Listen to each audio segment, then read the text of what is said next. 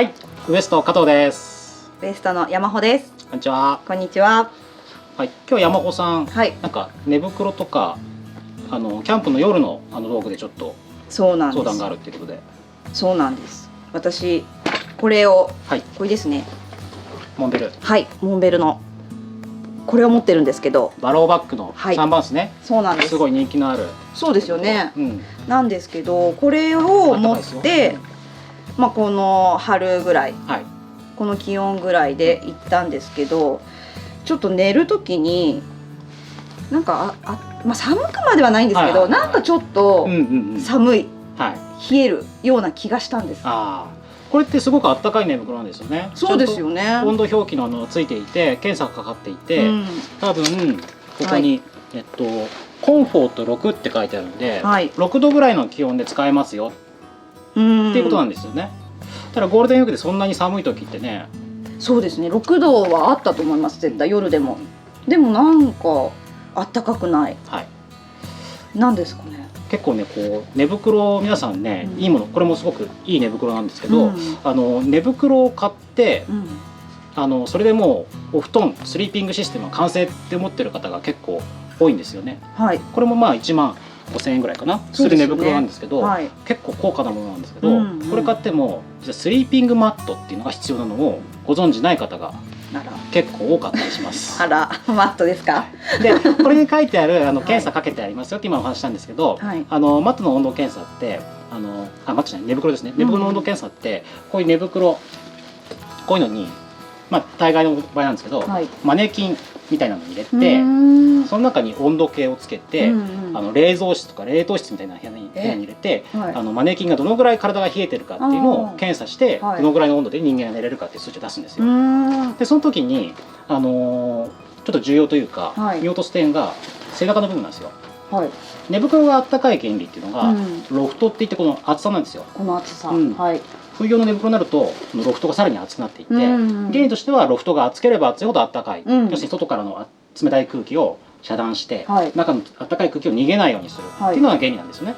それを寝袋にマネキンを着せたりとか、人間が入ると背中の部分がペチャってなっちゃうんですよね。ああ、そうですね。体重かかっちゃいますもんね。寝袋ってやっぱりお家のお布団と違ってすごくちっちゃく圧縮できるようにできてるんで、体重なんかでも簡単に潰れるんですよ。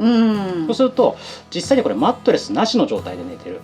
寝袋って言ってるんで体全体を包んでくれて、それ自体がこれ1個でお布団が完成って思われる方が多いんですけど、実は敷きがない状態なんですよ。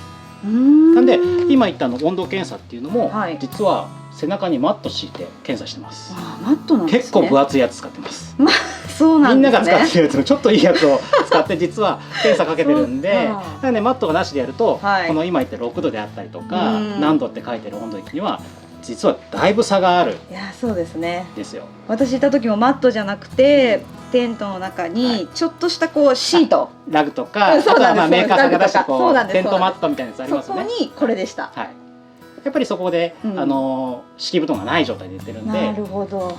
まあお家で考えればね、掛け布団にくるまってるだけなんで。そうですね。そしたらやっぱりちょっとあれですよね。寒いですよね。そこでやっぱりスリーピングマットっていうのが必要になってきます。で大まかにですね、ウエストだと3種類のマットに分けてご案内してます。こっちがエアーマットっていうやつですね。風船みたいに膨らますタイプで、結構テントいっぱいのサイズになるものが多いんですけど、3人分4人分あったりとか、これは1人分のサイズなんですけど、大きいもの選べます。ですごく大きくて風船みたいな仕組みになってるんで、こういう電動とか電池式の膨らますためのものが必要なんですね。手動のこういう空気入れてやる方いますけどね、やっぱ夏になると結構ね汗かいちゃうんで。そうですね。大きさもだってありますもんね。これ電動式を使うことが多いです。でもう一つはクローズドセルって言われるこういう、これアコーディオン型のパタパタのマットですね。折りたたんであるやつですね。これも銀マットの延長っていう感じですかね。スポンジマットみたいな感じでフォームが入っていて、で広げて使うことができる。これともう一つがインフレータブルマット。こっちも空気を入れるものなんですけど、セルフインフレータブルっていう言い方したりするんですけど、ちょっと半自動膨張的な意味合いで、大体この3種類の中から選んでもらうようにしています。でですね、どれがいいんだろう。最初のうちは、はい、結構このエアマットを好まれる方とか、こういうの便利そうだよねって買いに来る方いらっしゃいます。でもなんか寝心地が一番良さそうかなって思いました、見た目で。ね、はい、結構いいんですよ実際は。ね、だってお家にあるベッドみたい。そう、厚さもすぐね5センチとか8センチとかいくんで、寝心地はいいんですけれども、弱点が一つあって。何ですか？この中には断熱材が入ってないんですよね。あ、さっき言った、寝袋の、ロフトの関係の話したんですけど、この寝袋で言えば傘プラス中に綿が入っていて、その空気の動きを止めることによって保温力って発生するんですけど、こっちは空気の動きを止める保温材が入ってないので、この中の空気が冷えてしまったりします。じゃあこのマットの下が冷たかったりしたら、それを直にこうその中のマットの中の内部が冷えてしまうことがあるんで、すごく簡単に使えて、あとコンパクトに収納できて、あとはワイドサイズなんかを使えば家族全員分いっぺんにこう膨らますことができるんで簡単なんですけど、ちょっと保温力がないんで夏場のキャンプにはいいんですけれど、ちょっとなんで今回の問題に関してはちょっとこちらの方はそうですね、春先のもしかしたら冷える時だったらこれじゃないかもしれない。で次がクローズドセル。こっちはもう断熱材の塊ですね。これ断熱材なんですね。これはもう断熱してくれるんで。ただクッションなのかと思いました。中に空気がほとんど入ってないんで、空気の動きを制限できる。で利点は軽いですね。ね、いいですよね。こっちはやっぱりちょっとある程度重さがあるけど、ふわふわですもんね。ふわふわ。ただ1人分でこのサイズなんで、4人分持ってくるとちょっとかさばるかな。そうか、軽いけどかさばりますね、ちょっと。あとはさっき言ったロフトの関係なんですけど、単純に断熱材が厚ければ厚いほど暖かい寝袋、もちろん寝心地も良くなってくるんで、正直厚ければ厚いほど偉いです。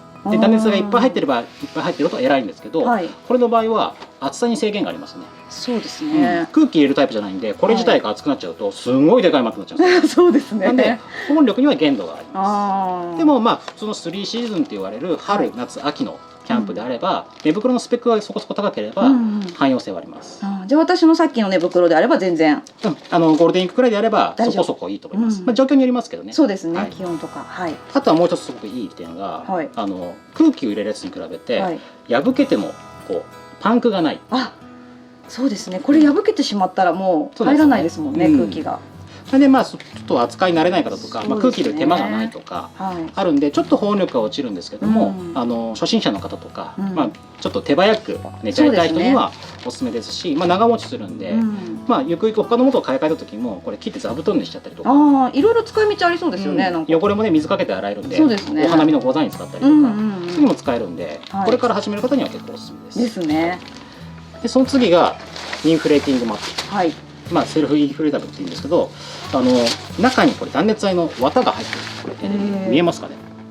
びっちりこれ保温材が入っていて、今言ったこのエアーの傘はあるけど断熱材がないもの、断熱材はあるけど厚さの制限のあるもののいいところを取り入れてるんですね。空気と綿両方入ってるんで、傘もどんどん厚くできるし、断熱材もいっぱいあるからいいですね。やっぱキャンプのシーンでは一番これが安心というか、収納サイズもねやっぱこれで 2.5 センチぐらいの厚さのものなんですけど、2センチかな、やっぱちょっと細くなるんで、みたいですね。やっぱり家族分持ってってもそんなにかさばらない、そこそこ収まる。そうですね。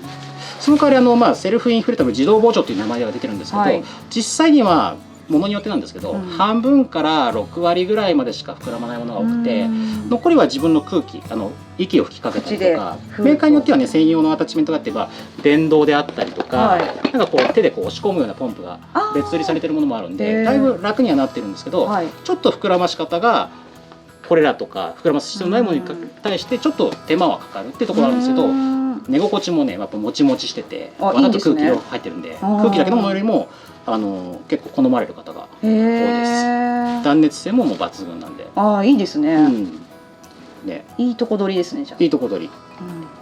あとは膨らみ方が半分からちょっと6割ぐらいかなって話なんですけど、100% 入れると結構ねバツバツ強いんで。そうなんですね。実際にはね、6割ぐらい5割ぐらい自分で膨らんでくれたら、あとは2、3割で8割ぐらいの暖かさで張り具合で使うといいんで、その辺のコツは分かると。そんなに大変じゃないんで、キャンプ場行ったらまずこれ広げておいて、バルブ開けとくと自分でスーッと自然と膨らんでるんで、ほっといていいんですね。じゃあそれはしばらくほっといて他の作業をしておいて、そろそろご来を見てちょっと膨らんできたなって思ってから口入れてもらうと、ふーっとちょっと入れてまた閉めてあげればいいんですね。ああ、じゃあそんなに大変じゃないですね。まあそれぞれのね用途があって、そうですね。暖かいシーズンであれば全然エアマットもいいですし、居心地は良さそうですね。簡単さで言えばクローズセルで、やっぱりちょっと手間はかかるけども、どんな状況でもコンパクトだし、保温力も十分なインフレーターっていうのもおすすめです。そうですね。じゃあ私だとこれが今いいのかなっていう気がしますね。間違いないかもしれない。間違いないですかね。いっぱい種類ありますけどね、いろいろね。さらにちっちゃくなる登山用とかもありますんで。はい。マットのご案内こんな感じでどうでしょうか。